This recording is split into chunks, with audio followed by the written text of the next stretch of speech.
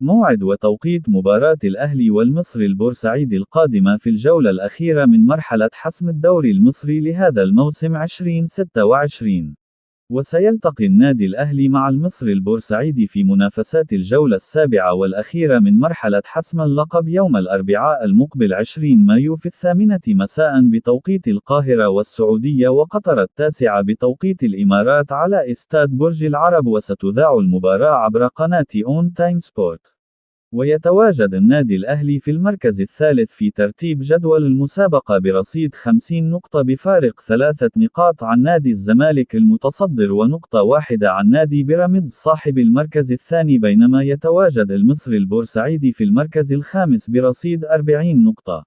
وتعادل النادي الأهلي مع المصري البورسعيدي بدون أهداف في الدور الأول في منافسات الجولة 13 من الدوري المصري لهذا الموسم. وحقق المصري البورسعيدي الفوز على سيراميكا كليوباترا بهدف نظيف في منافسات الجولة الخامسة من مرحلة حسم اللقب قبل مواجهة النادي الأهلي القادمة. ويحتاج النادي الأهلي للفوز في المباراة القادمة وحصد ال3 نقاط، وانتظار تعثر المنافسين لحصد لقب الدوري المصري لهذا الموسم أو المشاركة في بطولة دوري أبطال أفريقيا الموسم المقبل.